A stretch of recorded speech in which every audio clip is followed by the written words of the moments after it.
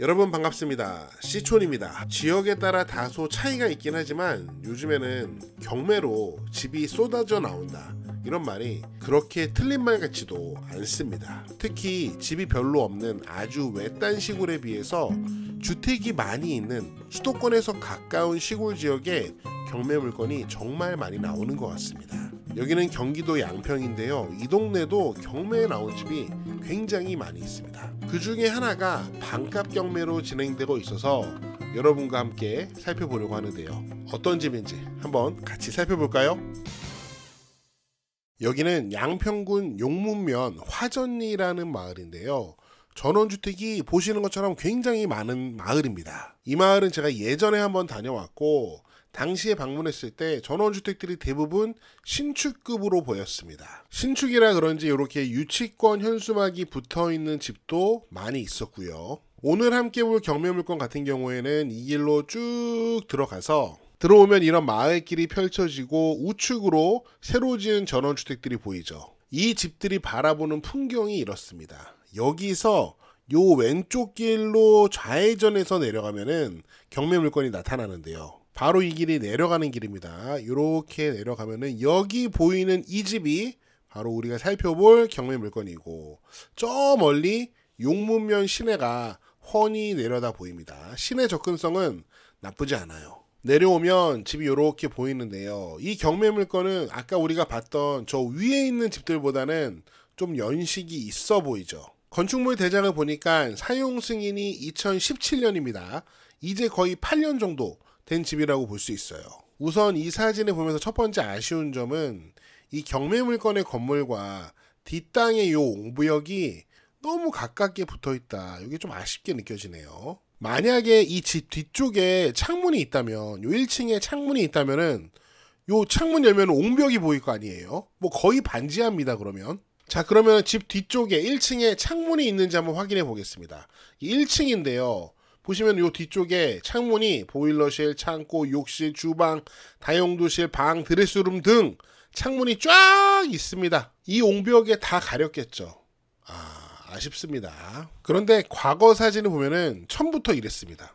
요렇게 옹벽이 이렇게 있는데 자기가 집을 질 때 여기다가 붙여서 집을 진 거예요. 그러니까 여기다가 집을 진 다음에 누가 옹벽을 세운 게 아니라는 거죠. 집을 앞쪽에서 보면은 이런 모습입니다. 집이 상당히 크죠. 이 집의 면적이 거의 60평입니다. 1층이 거의 50평이고 2층은 10평 정도 됩니다. 집의 구조를 보니까 여기 옥상이 굉장히 넓잖아요. 그러니까 1층의 지붕은 평 슬라브 지붕입니다.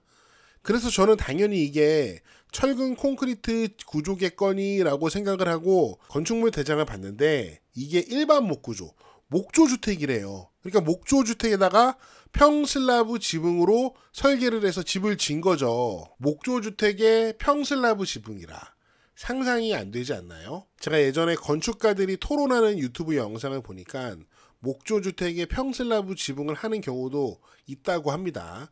그런데 우리나라는 여름에 비가 너무 많이 와서 굉장히 불리하죠. 그리고 감정평가서를 보니까 요 평슬라브 지붕은 철근 콘크리트를 사용했대요. 그러니까 기둥은 나무로 세우고 그 위에다가 철근 콘크리트 지붕을 얹은 거죠. 그리고 건축물 대장을 보면은 용도에 농가주택이라고 되어 있는데 이 농가주택은 일반인들에게 매매가 제한되는 농업인주택, 어업인주택과는 좀 다른 개념입니다. 농업인주택의 경우 농지 위에다가 농지 전용 없이 농어업인 주택을 짓는 건데요. 만약에 농업인 주택이 농업진흥구역 내에 있으면은 절대로 농업인이 아닌 사람한테 그 집을 팔 수 없습니다. 만약에 농업인 주택이 농업진흥구역 밖에 있다면은 지은 지 5년이 지난 후에 농업인이 아닌 사람한테 매매할 수 있습니다. 그런데 이 집은 그런 농업인 주택이 아니에요. 그냥 농가주택, 시골에 있는 주택이라는 뜻이고 여기는 농업진흥구역도 아니고 이 땅은 농지도 아니에요. 자, 집의 반대쪽의 모습은 이런 모습입니다. 이렇게 줄을 많이 매달아 놨는데 식물들 타고 올라가라고 이렇게 줄을 매달아 놓은 모습입니다. 지금 요 사진을 보시면은 1층 지붕, 요 옥상이 뒷집의 마당과 레벨이 비슷하네요. 옆으로 살짝 돌면은 텃밭이 그냥 어마무시하게 넓습니다. 경매 물건의 토지가 상당히 넓어요. 미쓰고 부동산에서 보겠습니다. 지금 보시면은 우리가 아까 이 길에서 이렇게 내려왔죠. 이렇게 내려와서 경매물건 주택이 여기 있는데 지금 보시면 토지가 두 개의 필지로 되어 있죠. 이렇게 건물이 앉아있는 땅은 대지고요. 그 다음에 이렇게 주변에 둘러싸고 있는 이 땅은 전입니다. 그래서 이 땅 때문에 이제 여러분 이 경매물건에 관심 있는 분들은 이 앞에 있는 땅 때문에 농취증이 필요합니다. 참고하시고요. 지금 집이 바라보고 있는 방향은 북서향. 이 동네 자체가 방향이 그렇게 좋지는 않아요. 약간 서향, 북서향 느낌이 있는 동네입니다. 그런데 집이 엄청 많죠. 자, 옥상의 모습입니다. 화질이 좋지는 않지만 한번 확인을 해보세요. 집을 좀 멀찌감치해서 보는데요. 이 앞에 있는 땅이 상당 부분이 경매에 포함이 되어 있다는 거죠. 그런데 위성 지도로 보면은 요 농지 위에 경매에 포함된 요 전 위에 물건이 좀 쌓여져 있습니다. 뭐 다른 사람이 사용하고 있는 건지 뭐 적법한 점유를 하고 있는 건지 무단 점유를 하고 있는 건지는 잘 모르겠습니다. 자, 내부 구조도를 좀 보면요. 1층이 거의 50평이라 그랬죠. 굉장히 넓습니다. 요 데크는 또 한 10평 정도 돼요. 현관 들어가서 거실 있고 반대편에 주방, 다용도실 있습니다. 여기도 방이 있고 반대편에도 방이 있고 욕실, 드레스룸. 그 다음에 방이 하나 더 있네요. 1층에 방 3개. 그 다음에 여기 거실에 욕실 하나 있고 창고와 2층으로 올라가는 계단, 보일러실이 보입니다. 요 구조는 뭐 거의 아파트처럼 생겼어요. 2층으로 올라가면은 2층에는 그냥 화장실 하나, 가족실 하나, 뭐 방 하나, 화장실 하나라고 보시면 될 것 같아요. 자, 그러면 경매물건 꼼꼼하게 분석해 보도록 하겠습니다. 사건 번호 확인하시고요. 지금 보니까 감정가가 5억 2천만 원. 그런데 지금 현재 반값 경매로 최저가는 2억 5,500만 원 정도 됩니다. 3차 매각기일 날 한 분이 낙찰을 받았네요. 4억 4천만 원에 낙찰을 받았는데 결국에는 미납.